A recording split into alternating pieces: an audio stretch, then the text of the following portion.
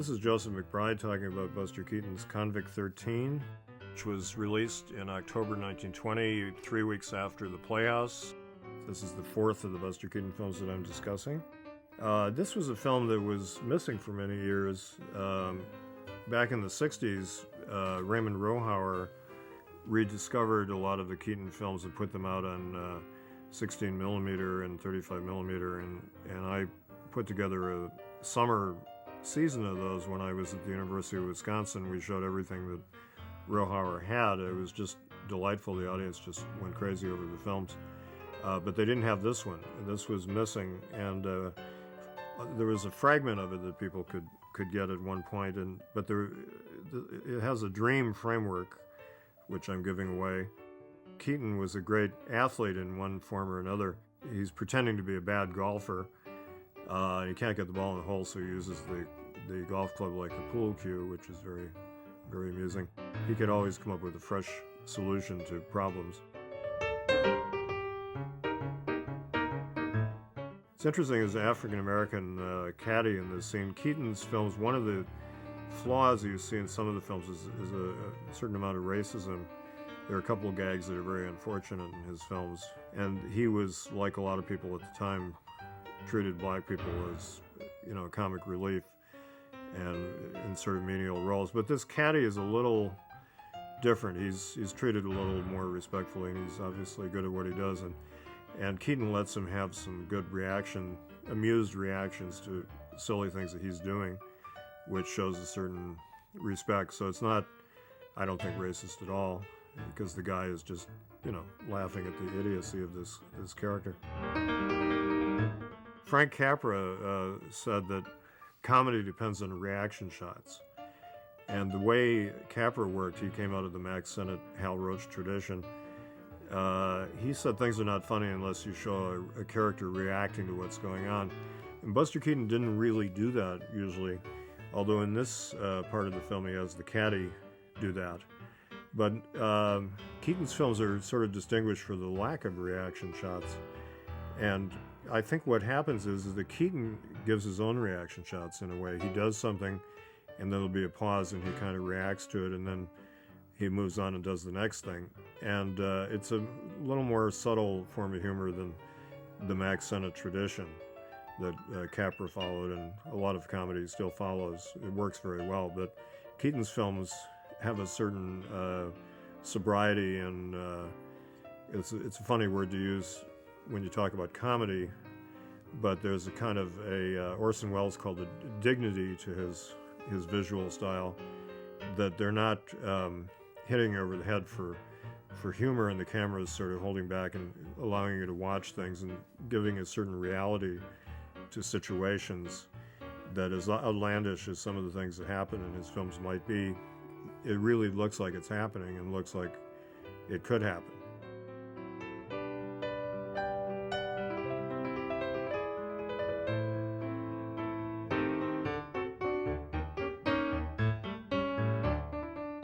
So now the caddy takes out his lunch and he's just relaxing. It's a wonderful gag where the dog just takes a golf ball. The kind of a crazy thing that is almost impossible to imagine how they got the dog to do that, but it worked. But the camera was watching, in a full shot, so it looked very real. It wasn't like, let's get a close-up of the dog running over and grabbing the ball. It would have been easier to do. But Keaton believed in making things seem plausible and real because they're funnier that way. There again, the ball, it hits him all in one shot and knocks him over. Now the convict comes along, and this is where the dreamlike stuff begins, and the surrealistic nature of Keaton's films. Surrealism was a movement that began around the same time as Buster Keaton began making his short films, and a lot of it had to do with the unconscious and with dream imagery. And here he's dressed as a convict. He doesn't realize it because he's been knocked out, but people all behave differently toward him because of the way he's dressed. And it's kind of a satire on, you could say, the old saying, clothes make the man, that suddenly people behave differently toward you because you're wearing this outfit. and it's the world is pretty crazy in Buster Keaton films, but he, rather than fighting it or trying to deplore the way the world is set up, he just has to cope with it and has to deal with it. And in this case, he's dressed as a convict. He realizes that he's under suspicion, and so he's got to get the heck out of there. And he's on the run. Rather than, he could have stood there and explained, I'm not really a convict or whatever, but he just sort of accepts the fact that he's going to be a fugitive. And this gag here with all the guards following him is reminiscent. Well, reminiscent is not the right word because the film hasn't been made yet, but Cops, which came out a couple years later, is a famous film in which Keaton is pursued by hordes of policemen. And he has certain shots that kind of resemble this, where he's this little guy and he's got a bunch of cops and he's trying to get away from them, and very cleverly uses the movement to make them behave a certain way and then take off. So you can see the rustic look of Southern California in those days. A lot of it was undeveloped and sort of like living in the country, which is sort of nostalgic to see. And one of the reasons I like watching films of any kind is that they're time capsules. You can look at the world as it was 80 some years ago, and you're there, and you can really enjoy it. And that's part of the pleasure to me, is the incidental pleasure of watching all the locations. There's a marvelous book by John Bankston called Silent Echoes, which is all about the locations of Keaton films. Anybody who's really interested in Keaton films should get that book and see what he does, because he studied all the shots, and he did a lot of detective work and went around Southern California and Northern California and other places where Keaton shot, such as Oregon, where he made The General, and found the locations for a lot of the scenes. And then he'll run a still from the Keaton film with the still of the actual place where he shot it. And it's really interesting to see how Keaton was able to transform locations into his vision of the world.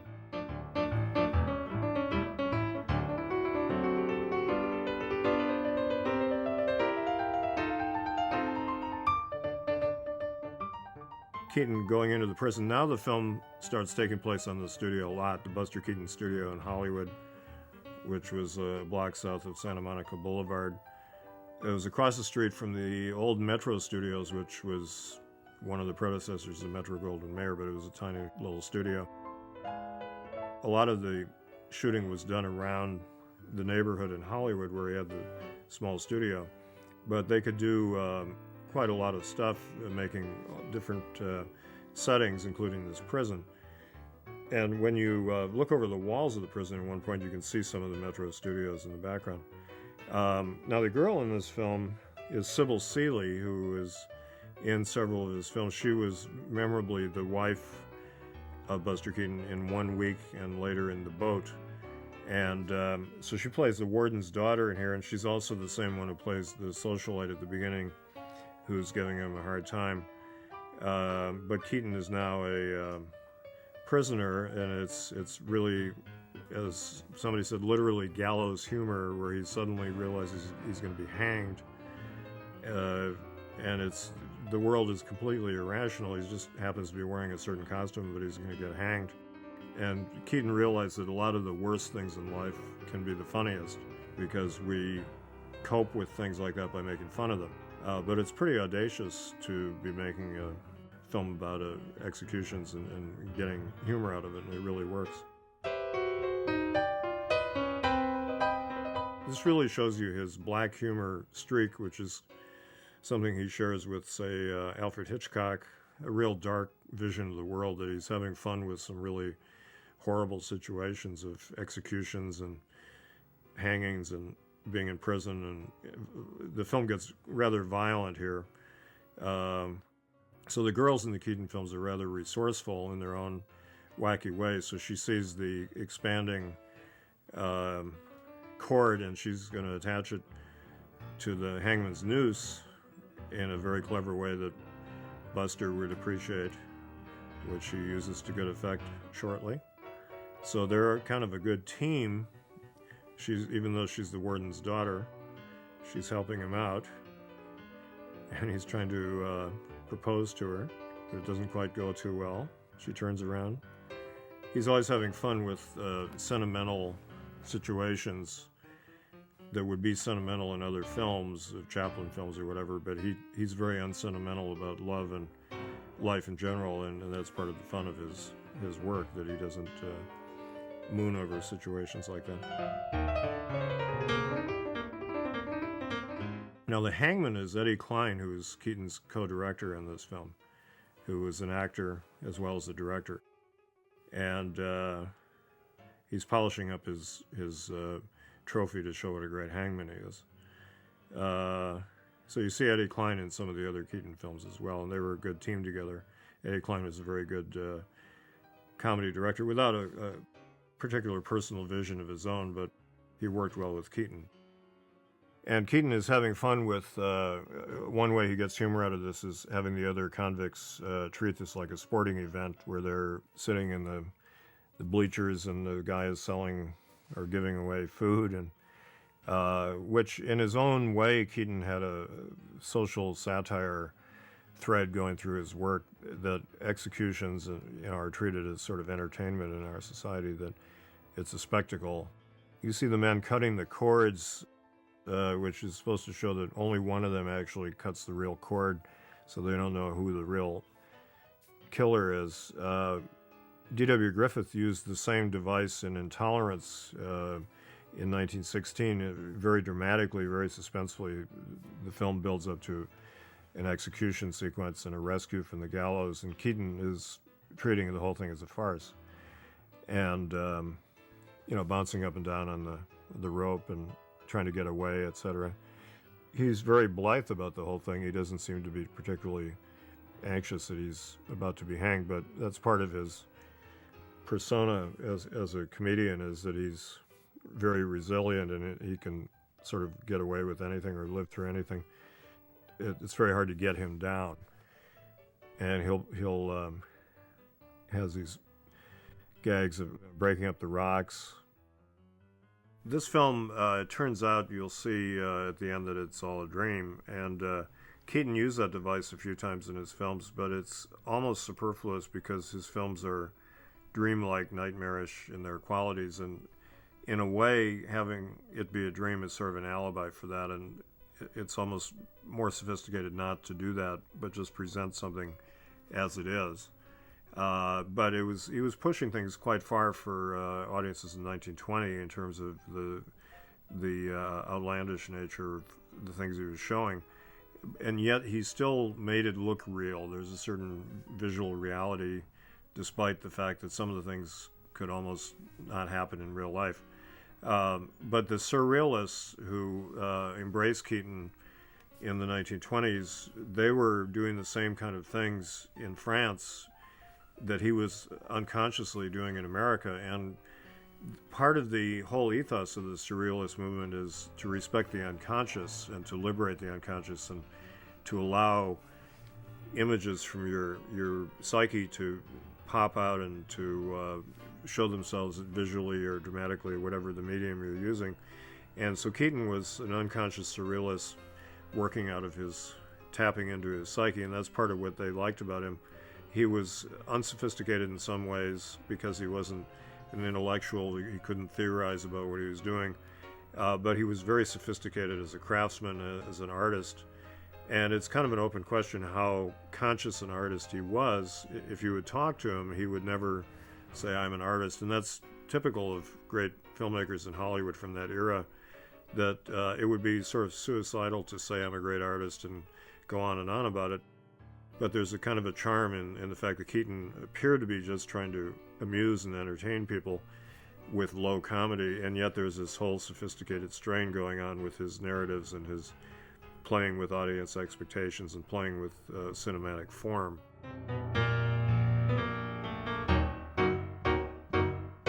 We should mention Joe Roberts, who's Keaton's foil in a lot of films. This, I think, is one of his most delightful performances as this really horrible convict who's just a complete monster, and yet Keaton has to outwit him, and he's done in a whole slew of people. And Keaton is this little guy, but has to use his brain to thwart this bestial character.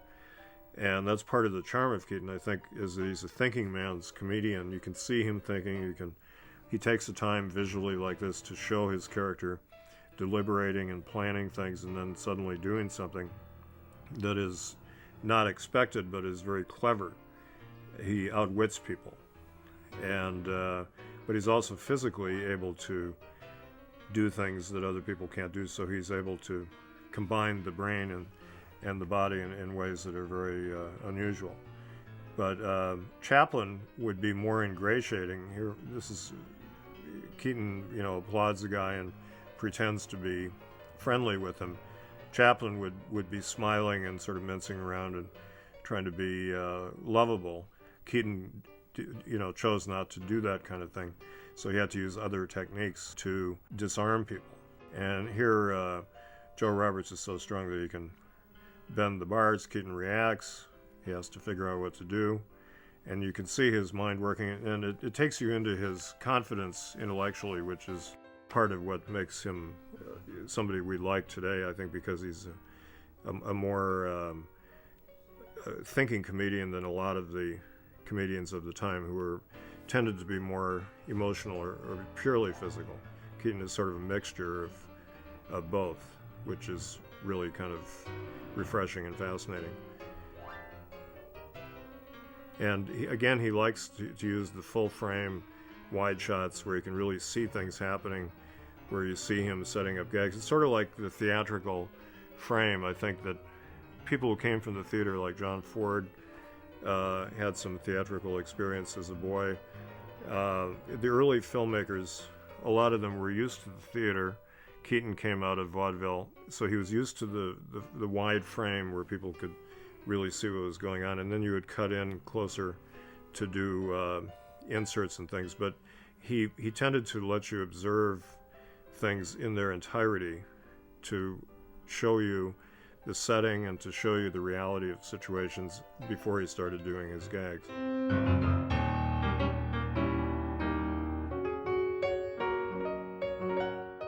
Now the convicts are starting to plan their breakout, and this gets pretty violent. It's pretty amazing in terms of the kind of wild escapades and escalating violence that Joe Roberts engineers, that Keaton has to deal with. Roberts, the way he moves is just great. He's so large. He was supposed to be 6'3", and Keaton was about 5'5", but I don't know, size differential seems even bigger. Part of it is the humor that he's, has this kind of superhuman strength. Keaton was great at taking falls. The falls he took, among the great pleasures of watching his films, I think, is just seeing him take falls and tumbles and recovering from falling. So here begins this kind of constant stream of mayhem that Keaton and Eddie Klein do a really good job of orchestrating as directors. And the poor girl is, that's a rather beautiful shot, actually. It's kind of like a D.W. Griffith shot.